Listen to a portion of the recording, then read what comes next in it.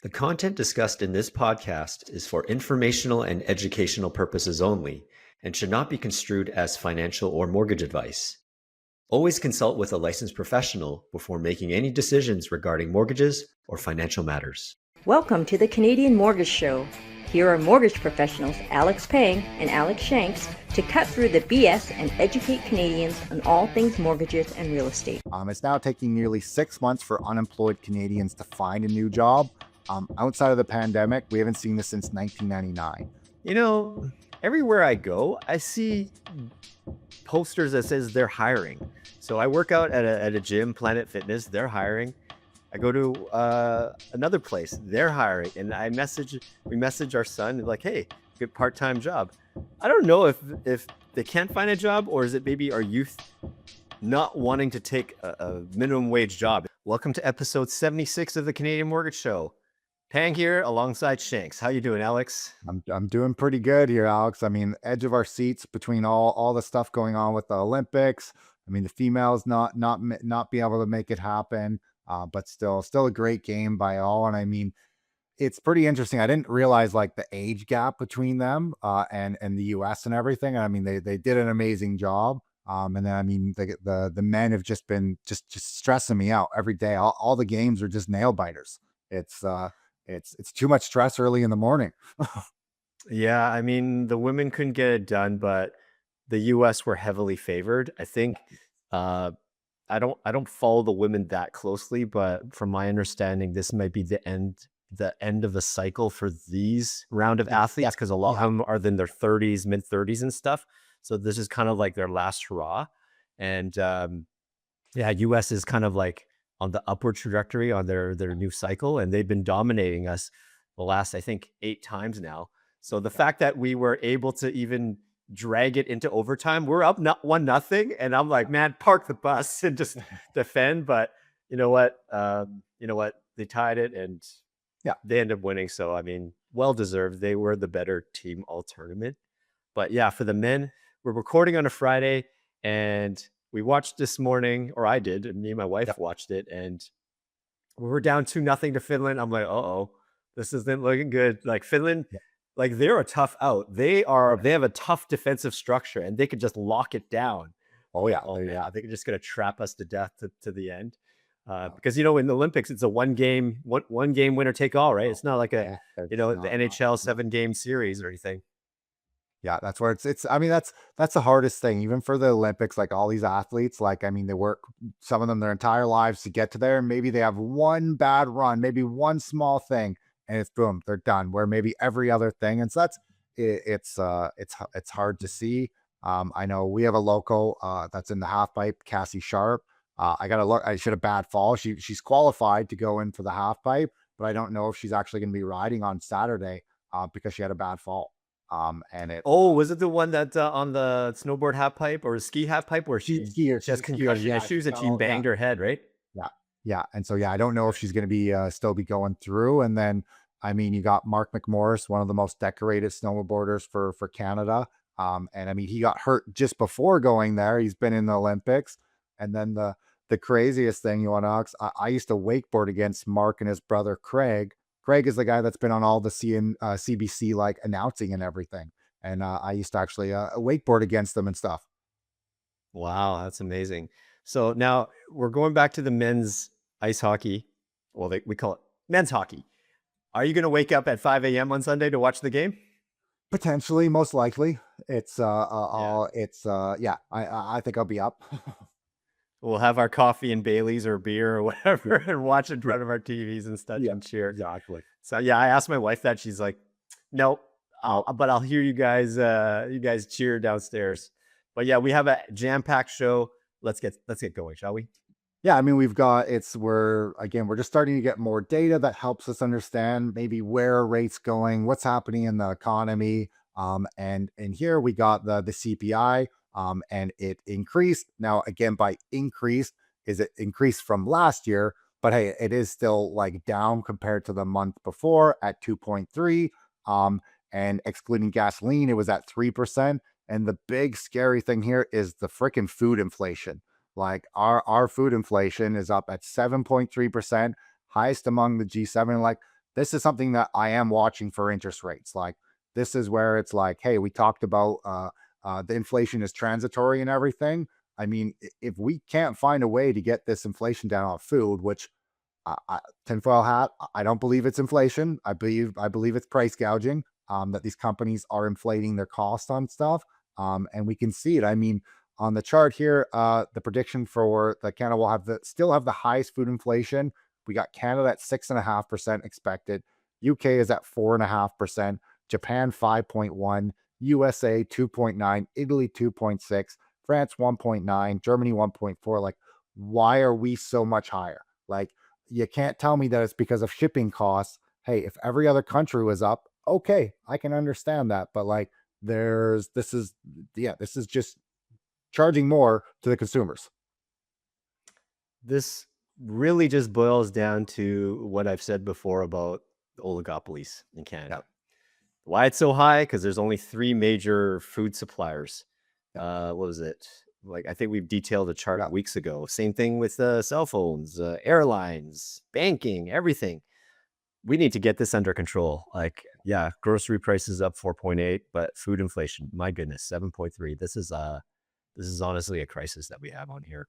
Yeah, and it's I mean, that's You where know, it's yeah, we gotta figure out how to get that down, or again, all this means to me for rates is that rates aren't going up, they're not going down. Like, that's pretty much like this is kinda solidified of right now, the talks of rates increasing, that's gonna be a subsided because of this, but also doesn't mean that rates are going down, and if, like, this number doesn't start going down sooner, well, they're gonna have to do something to try and bring that inflation, or our numbers are gonna start skyrocketing, because we're going to hit a net zero, and that's going to really push the inflation numbers up.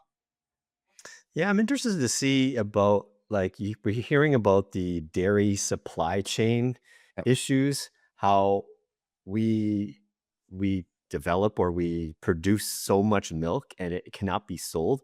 So dairy farmers, or there's some sort of mandate how it's the supply chain works that they just have to dump like Yeah. millions Yeah, of and then gallons of meals milk like because they can't. like gas and chickens and everything. Like they obviously they don't like to flood the market. Like they're manipulating it to make sure that the price stays at the best way. Yeah, which is not right. I mean, Yeah. like this is not helping Canadians at all. Like I'm sure companies are there to make money, but still, this is not right. So this Yeah, is well, that's I mean, again, like, hey, we're a business. We all want to make money. I all believe that we all should make profits. Like I'm a capitalist. Like there is no questions on that. But when you start talking about some of these companies that are showing 30% profits, 40% profits, it's like, hey, you know what? Everyone else in the economy is not doing so great. How are you making so much more money right now? Well, you're taking it from somewhere. now per Wawa, Vancouver's benchmark home price is down for 10 straight months. I mean, there's no surprise here. It's the lowest since September of 2021 in the peak or the height of COVID there.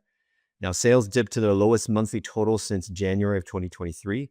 The benchmark price is now 1.1 million, which is down 5.7% year over year and 1.2% month over month. The average price is 1.21 million. Um, you know, surprisingly, it's up 0.2% year over year. Sales only 1,107, which is down 28.7% year over year, which is crazy stat. I mean, these numbers are not surprising. We all know that real estate is going through a tough period right now. And I've been hearing from some friends and colleagues out in Toronto. Toronto is it's far worse than Vancouver. Yeah. Oh yeah, totally. I mean, Vancouver's bad, and yeah, Toronto's definitely way, way, way, way, way worse.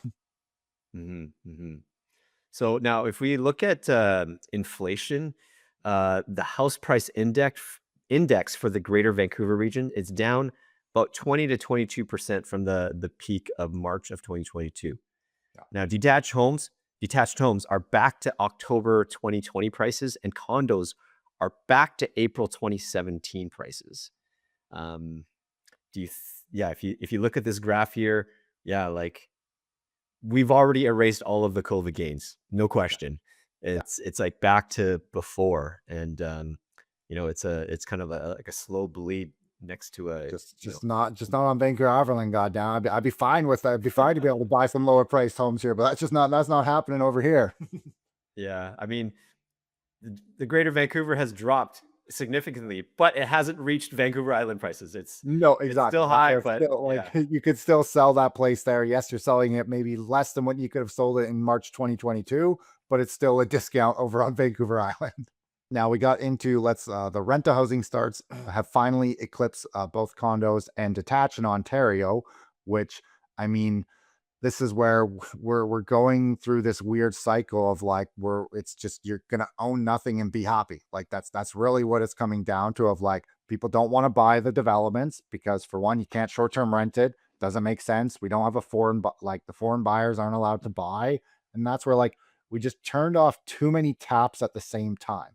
We wanted a creek to be going. It wasn't a creek. It was a damn river. It was like raging with everything, and then we just instantly put like a dam there. It was like we did not allow it. Maybe we should have said like, "Hey, let's just stop immigration. Let's slow that down." Okay, maybe then if that didn't work, okay, well then let's stop foreign buyers. Like I feel like there was other things, or maybe we shouldn't have stopped the Airbnb ban. Maybe stop immigration, stop that stuff, then see what happened. Where no one's investing because like, well, why would I own this condo? I can't Airbnb it. I can't get anyone to rent it because there's no people coming, and it's just it doesn't make sense for what we've done that way. Yeah, I mean, I've long kind of said, hey, rental housing starts. I mean, this probably isn't the intention of the developer right from the get-go. They've Oh, had to totally. shift because no one ain't buying nothing.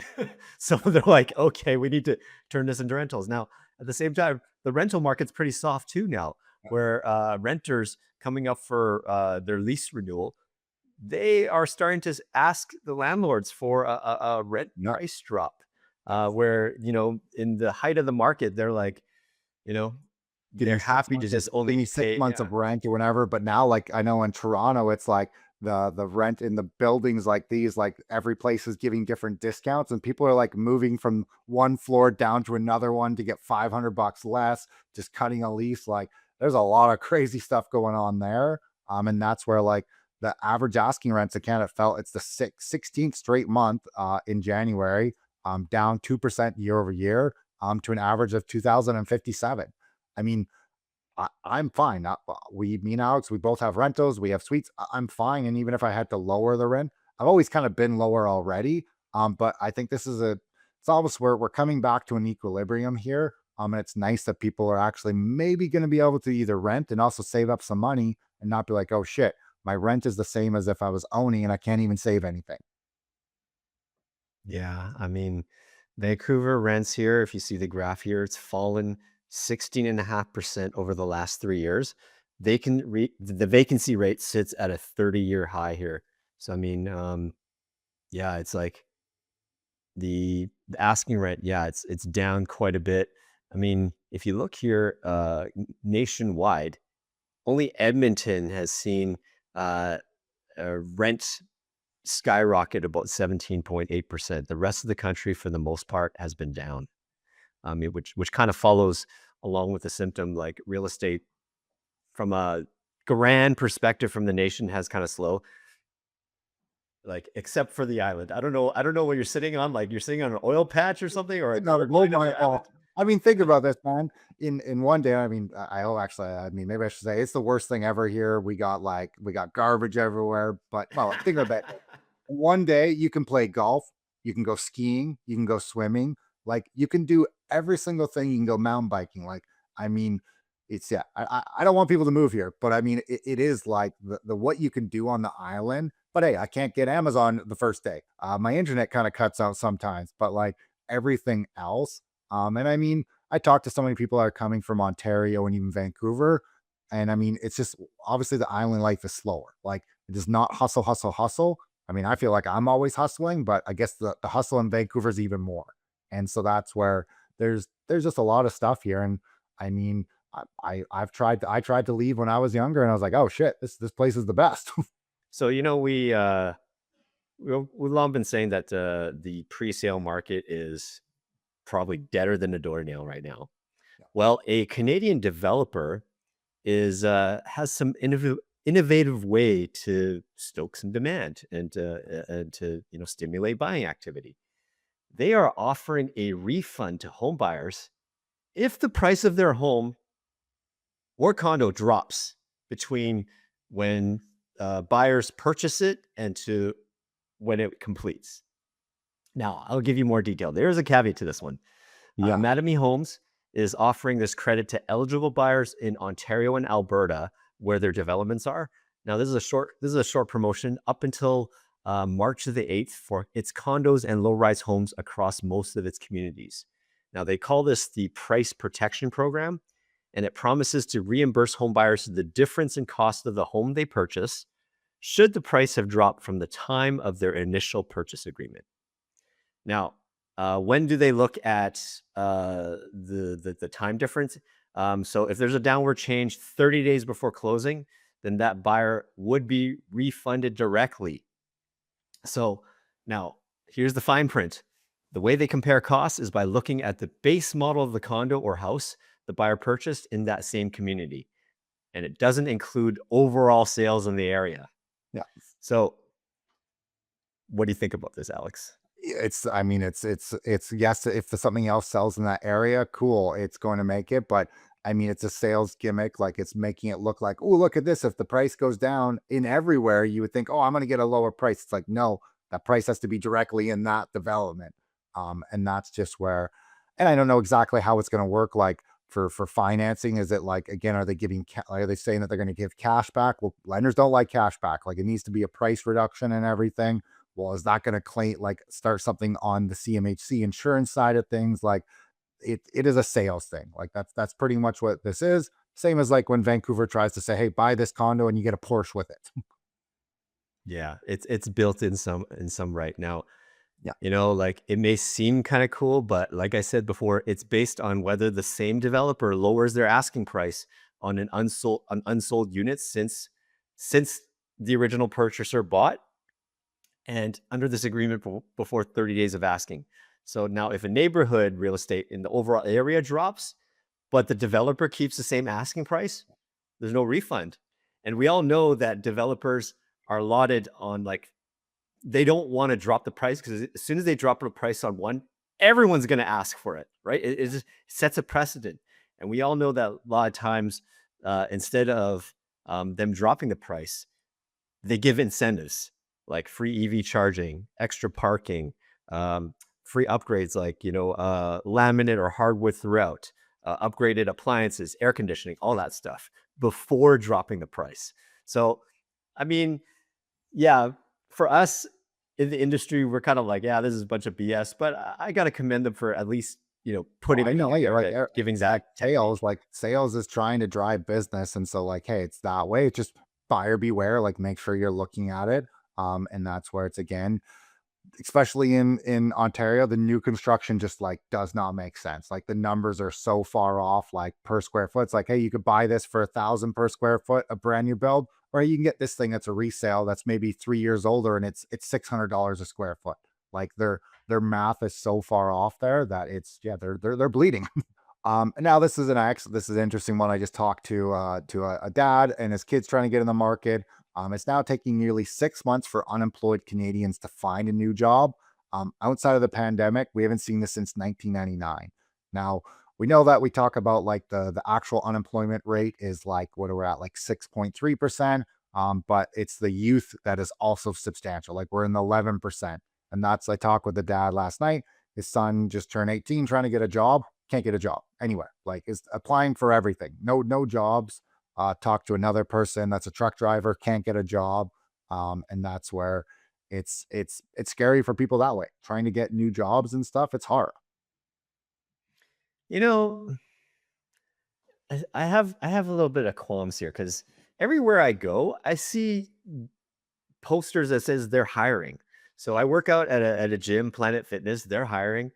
I go to another place, they're hiring, and we message our son like, "Hey, good part-time job." I don't know if they can't find a job, or is it maybe our youth not wanting to take a minimum wage job? Is it like they have this I mean, entitlement that they I could think give I think anything? for some of that, but I mean, like, for one, like, I know some people in mind, but like, they'll go to Walmart. Like, there's, again, this was due to the immigration that we brought in, as there's a lot of other people and the immigrants are willing to work for anything. Like they will outwork us, does not matter. They'll work 3 jobs, and that's where, like, hey, I give hats off to them. We can't complain at saying, oh, I don't have a job. It's like, well, there is other stuff for you to do, or which I think you're right that way there, Alex. But again, there's not many starting jobs. Like that's where it's like, and maybe your son doesn't really know much about fitness. Well, how is he going to get that job? They might say, hey, no, sorry, you don't know anything, so I'm not giving it to you. Where like there's no starting jobs for the younger kids. Mhm. Yeah, I understand. Now, speaking of kids, Toronto doesn't have that many of them. They have more seniors now than kids as the boomers age, and we all know that fertility rates are down, not just in Canada, but across all the developed nations, just because of the high cost of living and stuff. Housing affordability and all that stuff. So you see this graph here. Uh, Seniors, as people are getting older, there's more and more of them. There's going to be more demand for healthcare, hospitals, um, more services, all that stuff. Whereas the birth rate, or the kids, they're just less and less of them. Especially in Vancouver. I grew up in Vancouver. Most people, like, because seniors are living longer, healthier lives, they're not moving out. And so all the young families are not staying in Vancouver. They're moving out into the suburbs because of more affordability. So that's why a lot of in the main city, a lot of like our old schools, elementary schools, high schools, whatever, they're shutting down. They're closing because the next generation isn't growing up in the Yeah. city anymore. And we're seeing out in the outskirts in the Fraser Valley, more schools are popping up and whatever, because that's where the affordability and young families are going. And that's kind of the case. That's kind of a symptom of a healthier aging population. They're staying in their homes longer.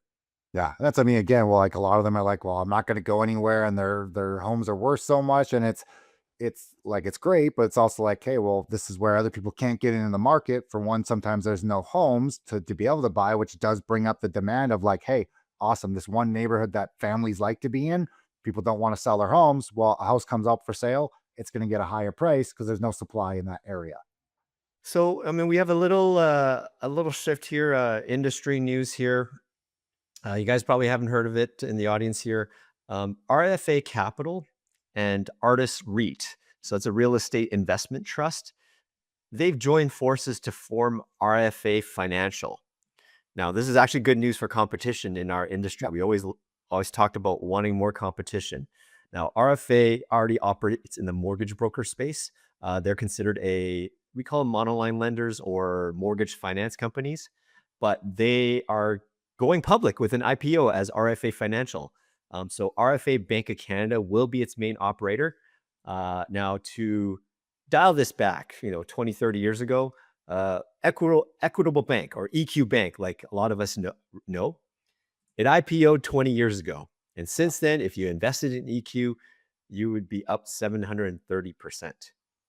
Now, Alex, being someone in the industry and wanting more competition, are you willing to put money where your mouth is and invest in RFA Financial? Not really myself, to be honest, there, Alex. Like it's they're their lender. I don't really like them for a lot of things. Like a lot of they have very strict like rules for porting the mortgages, the way that they do penalties and everything. Like so, there's never been benefits on my side for my clients. Now, I think in Ontario they give maybe better discounts and stuff, but also just for people to understand, like a lot of these lenders pay mortgage brokers more. Hey, we'll give you 150 basis points compared to the bank only offering you 85 to be paid. And so, never like to say it, there is good apples in every industry and there's bad apples. And some people, they search for what is going to pay them the most money.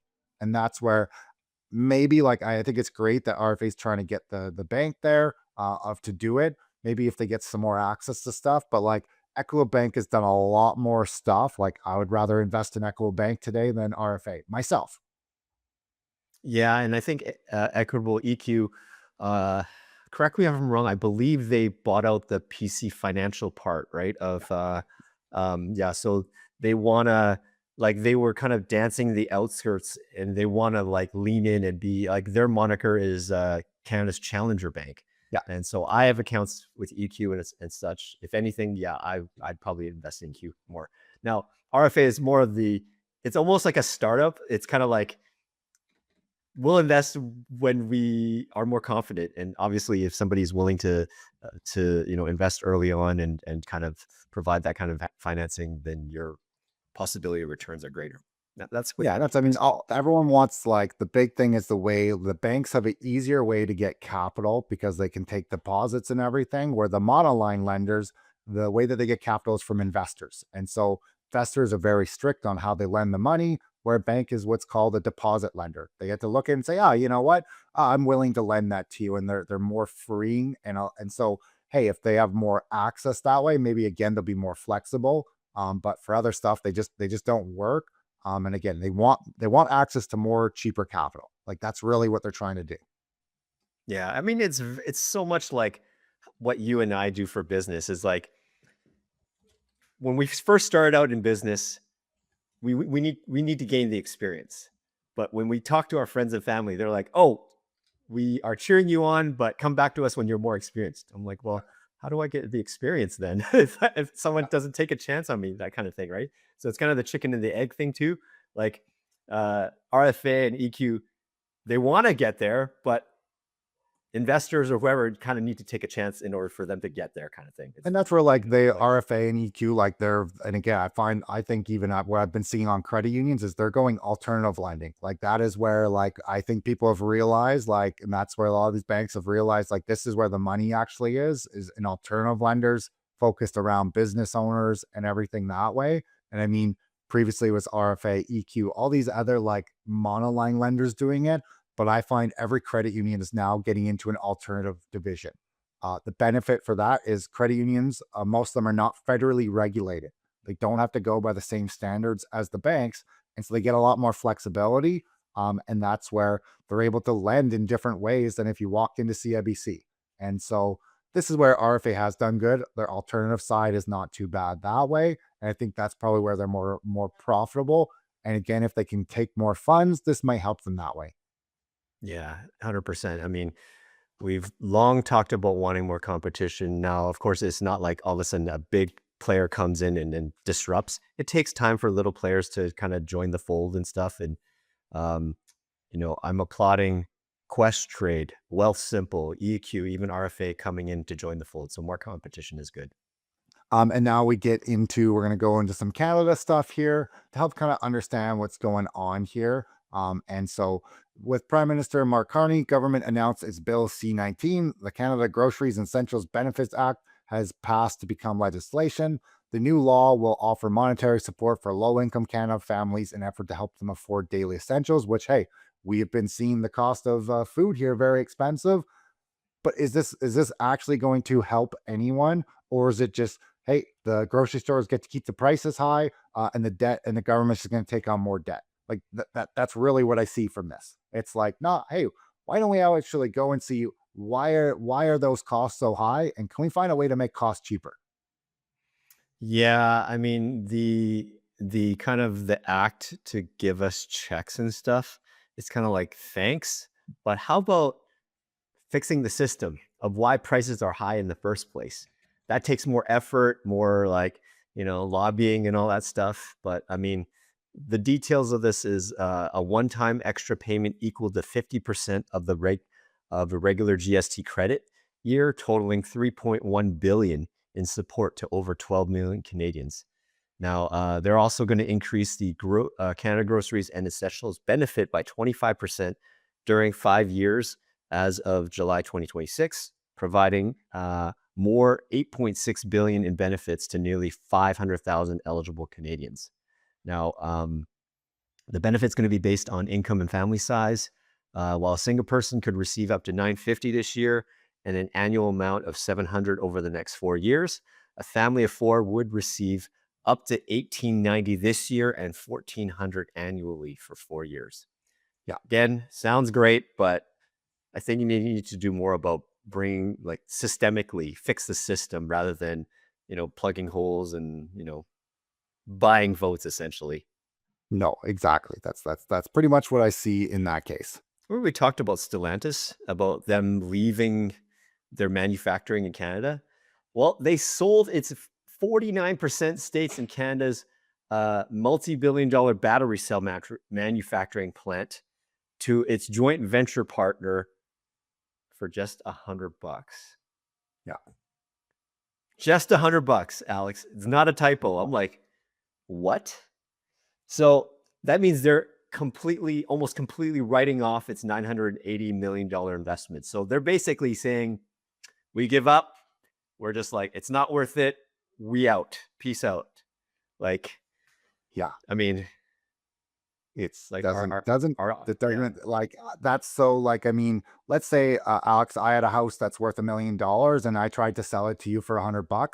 CRA is going to look at that and freak out and be like, hey, no, like there's this something going on. This is money laundering. It would get investigated instantly. And that's like what like how does this stuff fly? Like how is that allowed to happen? yeah, I don't know about this one. Just like wasn't uh wasn't Melanie Joy trying to get money back from Stellantis for giving them all this I think $1 billion? so. Yep. Was it 5 billion in grants or whatever it was? Yep. Well, that's basically saying, you try to sue us, we're just going to declare bankruptcy, and you're never going to see your money back. That's like not a good thing. No. And then you got another company suspends investment in Canada because of red tape. Glencore was planning to invest 1 billion, which includes 300 million on emissions reductions, but still can't get a regulatory assurance that they could operate. This suspends investment at the Horn copper smelter in Quebec, and it can't operate after March 2027 with the new provincial regulations. And so we're just losing another business here.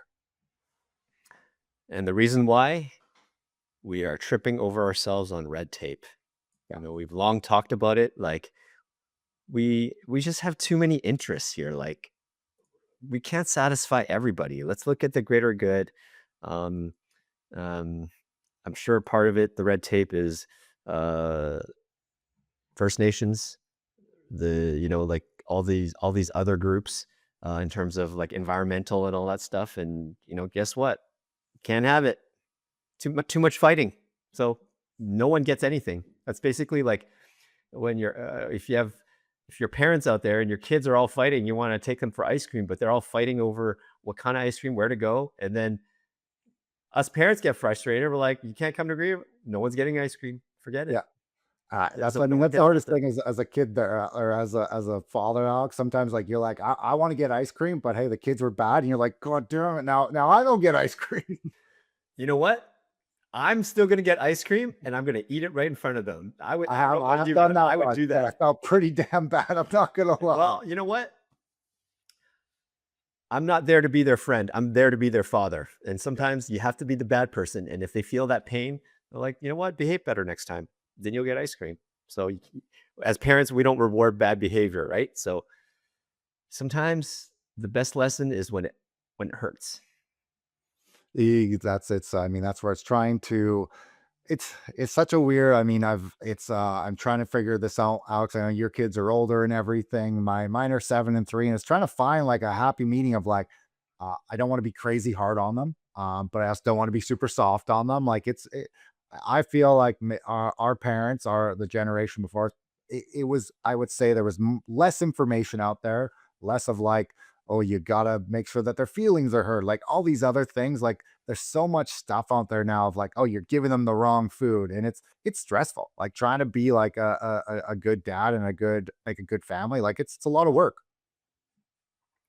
Yeah, I mean, we do the best we can. And I mean, us now, as grown adults, we have issues. We've gone through counseling or whatever. I'm sure our kids are going to do the same thing as well. So, I mean, we do the best we can based on No, what's exactly. happening here. So, if we move on here, there's, you know what, this is actually positive news here. There's excellent news here as Enbridge's Sunrise expansion projects cleared all the hurdles and now just needs federal approval. Now, the project will expand the West Coast pipeline system and will add another 300. I don't even know what this unit is. MMCFD, whatever it is, of natural gas transportation capacity. And they are slated to start in the second half of 2028. So now if you look at this graph here, it's a $4 billion pipeline. gets the nod in the BC interior here. So it looks like it goes all the way to Chetwynd from the beginning of Vancouver here. So, um, yeah, so that's looking good. And we've always talked about expanding our pipelines and and all that stuff. So this one's a good news there.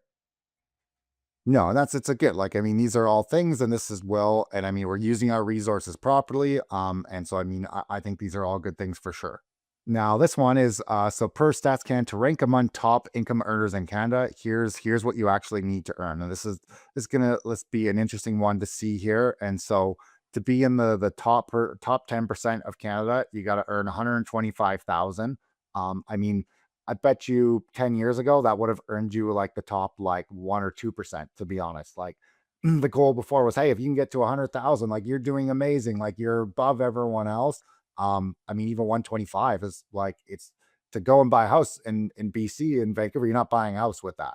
Um, Top 5% is 162. Top 1% is 293,000. Top point 0.1 is 930,000. And then the top 0.001 is pretty much 3.5 million. Now, this figure represents total gross income before taxes. And this is where, to me, I would be interested to know, like, are they taking business owners? Are they taking just employed people? Because we know many businesses, like owners and even CEOs of companies, they may show $0 on their income, but they're getting stock bonuses and everything that way. And even on mine, like most of my income stays inside my business. So like my tax return is going to look lower that way. Yeah, I mean, whoever like on this chart here, whoever's earning $3.5 million and they are not either incorporated or some sort of self-employed. Hey, it could be very well be a professional athlete where, yes, you are an employee. You'll have to find ways through your financial advisor to find or reduce that tax burden and such. But yeah, I mean, it kind of goes to show like, um, in order to buy a home in like a single family home in the GTA or Greater Vancouver, you essentially need to be in the top like 5% of income earners in the country. Yeah. So like I know I've long talked to like some of my clients, like you said, 100,000 back in the day used to be wealthy. Now it's almost like in order to even um, be okay, you need a combined income like between two spouses, 200 grand just to be able to have choices to buy a townhouse, to buy like a house Yeah. in Vancouver. And you're not rolling, you're just getting in the market. And the house you're getting is not nothing special. It's a sad state of affairs, to be honest with you. Totally. So we are shifting here to a little bit more local here in BC. The BC government has issued a like projecting a record breaking $13.3 billion deficit. There's going to be tax hikes across the board. They're raising the first income tax bracket, and the tax brackets are not going to rise with inflation. On the top of that, they are going to cut 15,000 public sector jobs over the next 3 years. So we've long talked about how government jobs were safe and secure. It looks like maybe those days are coming to an end where even government jobs are on the chopping block. Well, I mean, like again, like obviously, like to be able to go look at the books and be like, oh shit, we got 15,000 too many people. Like, I mean, there's some bloat in that. Like, that's like for someone to sit down and be like, whoa, shit, we how many people have we been hiring? What are these people doing? Like, that's pretty much, they finally actually did an audit of like, where's all our expenses and income going?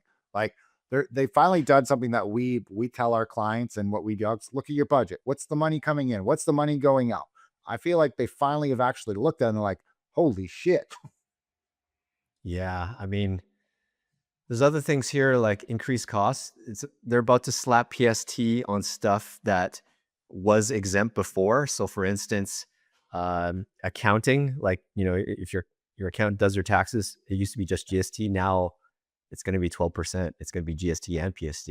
Other things like engineering, architecture, rental, strata management. I wasn't sure about this one. I'm pretty sure real estate commissions will be included as Yeah, well because because that's right what it now does it's just GST. So Yep. instead of whatever the commission times 1.05, it's going to be add 12%. So Yeah. this is effective October 1st. So And a big one like that's not on our thing here, but it's also like what they're doing for like a lot of people in BC that are older. They defer their property taxes. You're allowed to do that. It used to be prime minus 2%. That's what you would get charged for the interest. It is now going to be prime plus 2%. So that's what they're going to start charging on this incurring cost there. The home buyer's rebate is going to be dropping when you own a home and you're living in it. You do get a bit of a discount off of the normal property taxes. Same thing when you're, if you're over than 65, you get a bigger discount. These numbers are all changing.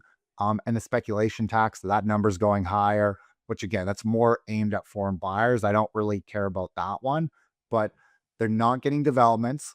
They're going to come for money elsewhere. And that's where everyone said like, oh, our property taxes aren't that bad.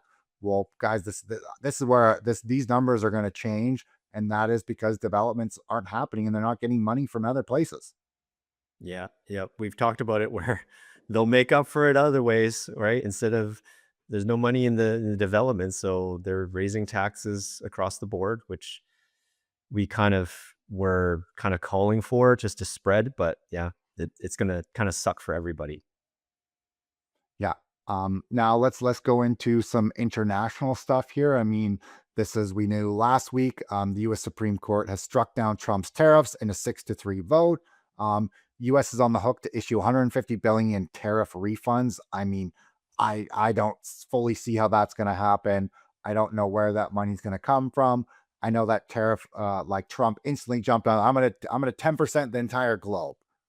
And so these are all things that, hey, again, like this just puts less pressure on that rates are going to go up. To me, does not mean that rates are going down. This is not like not fixing anything that way.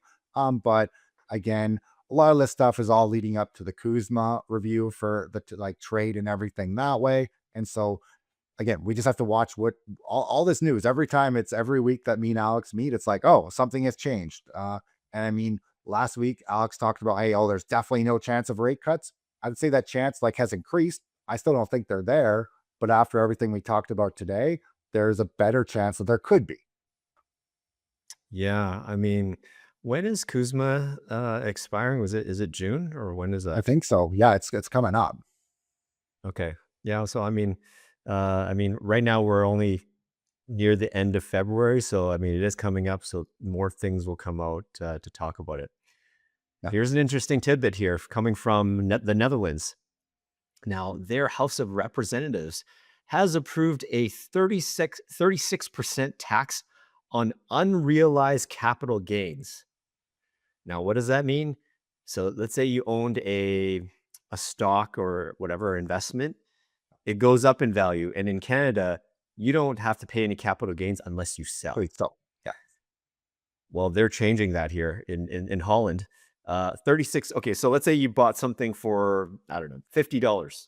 It goes up to 100, like a stock. You're paying 36% tax on that 50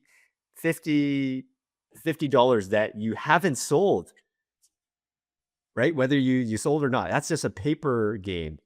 And I mean, what are your thoughts on this, Alex? I mean, I think this is a perfect way for like everyone's money in the Netherlands just to flee the country. Like, Oh, it's yeah, it's like, not like, and I mean, hey, like I understand, like I feel like do businesses get away with a lot of things? For one, we're talking about Stellantis, like 100%, but like you're talking about people that maybe have been investing for their entire life, trying to make some savings and everything.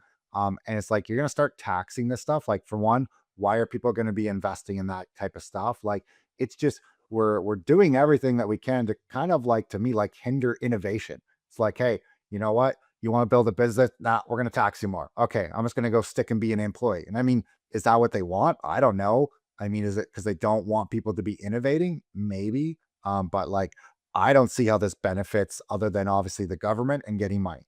And not just, yeah, is it going to be like, okay, every year this happen? Is it like, all right, well, you made that $1 million this year. Hey, maybe you only made a little bit next. Like, is it going to be something that happens every single year? Like, I'd be interested to know how that's going to work.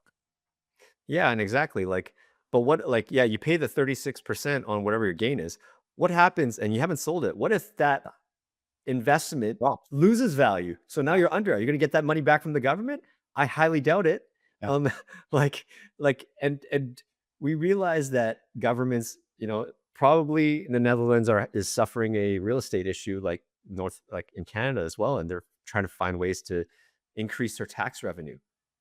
This is not the way to do it. Like, I hope this never comes to Canada. Like there was some sort of like chatter that before the Trudeau government was thinking about that, or no, getting rid of the principal exemption for No, property that's not. transfer I do tax. want to make sure people know, like, that's not a liberal thing. That has been Yeah. CMHC. They looked at like, how can we make some money? Like, that is an every government thing. I mean, it always gets spouted that the liberals are coming after it. Again, I don't think we see that in the next 10 to 15 years. I mean, the boomers would like it, they would just go, they would go nuts. But that's because they're also better at protesting. They've had to do stuff where maybe after that, well, could in our lifetime, it could happen. And I mean, I don't even know if people would stand up. They would just say, you know what, I guess it is what it is. But like like they're just doing things to not make people want to do and grow more.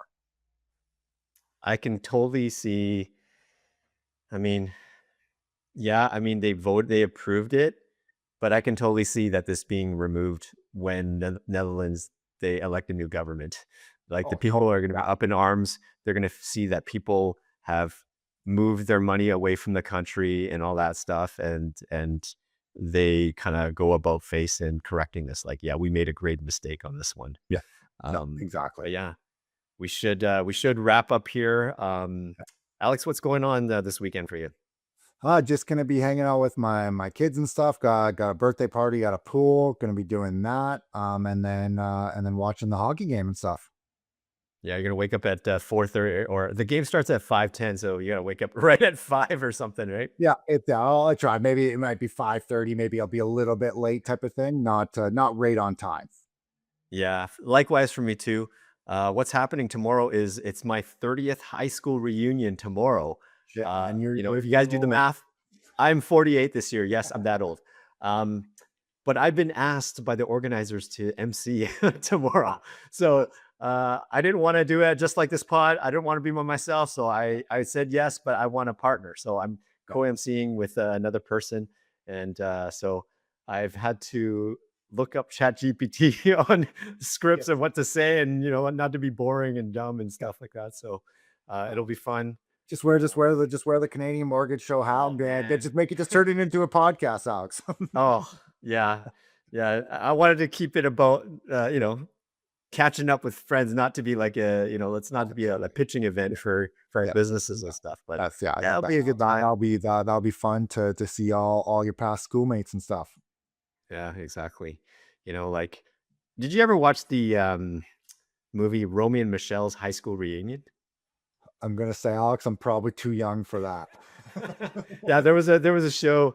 I think it was at Lisa Kudrow and I forget the other actress, but it was a 10-year high school reunion. So they're obviously in their 20s, and they're all like, still like, hey, look at me, I made it. And I think now that we're in our 40s, we're all like, you know what?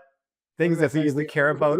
Who's working the less is really what they care about now. Like, hey, I'm not working as much anymore. It's like, oh, taking naps is glorious. Yeah, exactly. Yeah. Yeah. Sounds good. Well, folks, this puts an end to our episode here. If you like our episode, please like, share, and subscribe. Share the episode with a family or friend. So let's grow our community. So on behalf of Alex Shanks, I'm Alex Pang. Thanks for tuning in. We will see you next time. Now, if you enjoyed this episode, make sure to like and subscribe. If you're listening on Spotify or Apple, make sure to follow us. Please give us a 5-star rating. You can even send us an email because we want to know what you guys want to hear about. That's what we're here for. Reach out anytime.